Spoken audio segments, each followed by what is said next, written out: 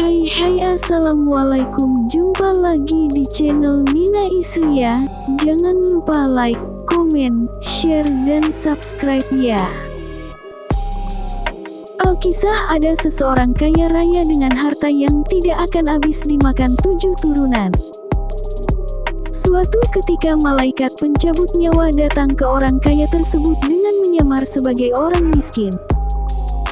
Malaikat yang menyamar itu mengetuk pintu dan berkata, "Panggilkan pemilik rumah ini."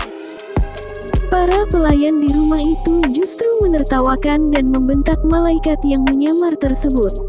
Mereka mengira malaikat itu datang untuk mengemis. "Anda siapa? Anda miskin, tidak layak ke sini.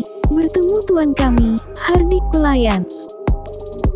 Malaikat itu diam. Ia mengetuk pintu kembali. "Sampaikan saja kepada tuanmu, aku malaikat pencabut nyawa," tuturnya.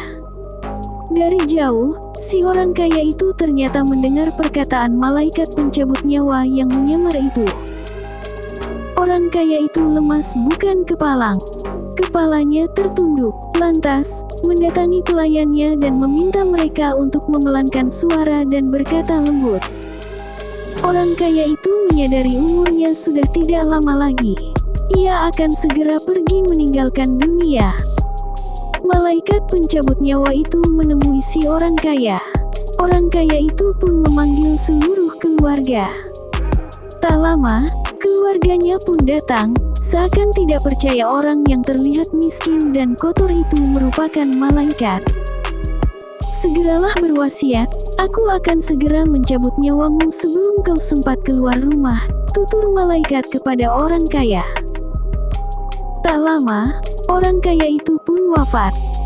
Sontak, para keluarga histeris dan menangis.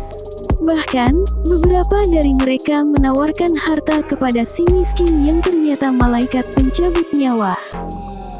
Para keluarga itu lantas mengeluarkan harta si kaya, mengeluarkan segala isinya berupa emas dan permata. Akhirnya, mereka tahu, ternyata harta tidak bisa menyelamatkan si orang kaya tersebut. "Terlaknat kalian, harta-harta tidak berguna, bikin kami melupakan Allah. Kalian tidak bisa menolong kami," hardik mereka. Tiba-tiba harta itu berubah bentuk. Emas dan permata itu berdiri.